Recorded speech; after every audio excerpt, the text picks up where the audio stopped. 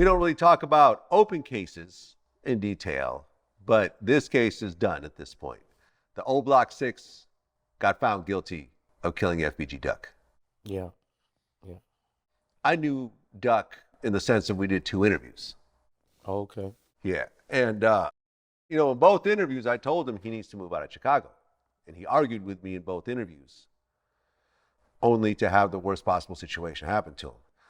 But you said that you already knew what was about to happen to him because of that song, Dead Bitches. Yeah, I had told my boy we was going to Lennox, and he was playing it for me. Like, dude be snapping, and he liked that, my boy, he a big chubby nigga, he anybody kind of big, he like him, so he was like, man, just listen. I was like, bro, that's Chirac right now. That's too many people. I remember, bro, and, probably 5-6 months later, he was gone. Well, I like that song.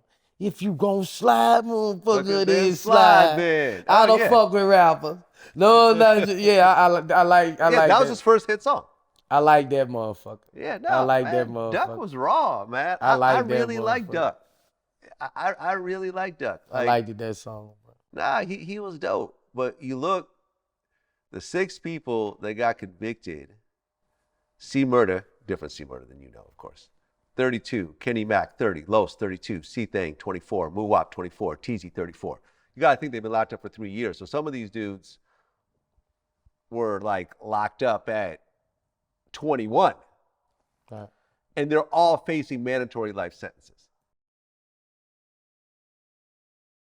Why do you think, from your point of view, that 6 people would get together to kill someone in broad daylight on the most expensive block in Chicago, knowing there was almost 0 chance of getting away with it? I mean, I don't know if they did that. Just because the jury say they did that, that don't mean I'm gonna say they did that. Okay. They might But get that shit back if they did, why would you throw your life away? You don't be thinking you're going to throw your life away at a time, but, when you go get somebody like that, it's a bag involved. Okay, so there's 100,000 involved. I mean, the rumor was that King Von put 100,000 up. I don't know about that. I don't know. I just interviewed FBG Butter about this situation. He actually testified in the case. That was the rumor. King Von is gone at this point. He got killed a few months later. So at this point, it just is what it is. It doesn't even matter. Yeah. But 100,000 over a murder, especially if there's multiple people involved. Vlad, you don't understand the situations of street guerrillas. I do not. You don't. Yeah. 100,000 is a lot of money. I know it's not a lot of money to us, Vlad. No, it is not. That's why you looking at it like that. I think it's insane. But $100,000, bro. When you from a place like O Block, across the track, you're rich. We don't look at $1 million like rich. $100,000, you're rich. Right. And the nigga bust a nigga head for nothing. So, if a bag involved, come and get you, bro. That's just that. I get that part, right? And I think... And sometimes it don't even be about if a nigga cross the line too much, the bag just extra. Right. Nigga just want to put you down. You know. I get that, and I understand the anger part, and I understand that, okay, he dissed my dead homie, and I hate this motherfucker, and maybe his side killed some of my people. They're talking about people they actually killed. I don't know. I'm just guessing. But my whole thing is, okay, you catch a motherfucker in a basement or an alley somewhere. There's no one around. There's no cameras. There's a reasonable chance to get away with it. Okay. If I kill someone in Lenox Mall, in front of the Louis Vuitton store, I don't think there's any chance that I'm getting away with it. With literally cameras everywhere and, 100 witnesses around. That's your frame of mind. That's my frame of mind. But that's also basic human survival, isn't it? Nah, that's your frame of mind. A lot of people, you know, you put something on your face and, you know, that wasn't me.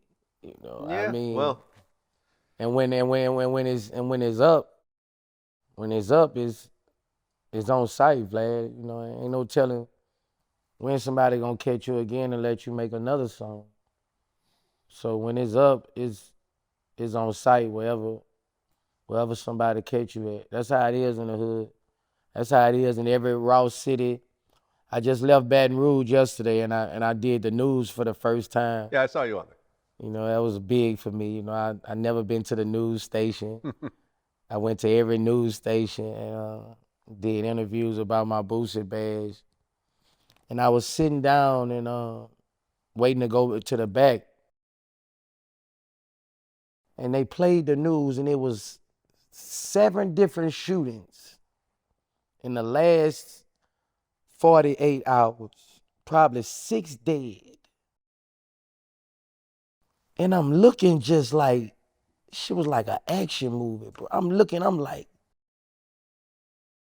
it's wilder than it was, man. I'm looking at it like, then women shot, women. It's crazy, bro. I mean, we as moguls and people, we gotta encourage our people to get up out there, bro. Because man, I came back. I told Tuda, if you go to Baton Rouge again, I'm gonna kidnap you. I told him, I came in here muggy. He said, "What's wrong with you, Dad?" I said, "If you go to fucking Baton," I was mad because, man, bro, it's like that, Vlad. Like I can just imagine Chicago.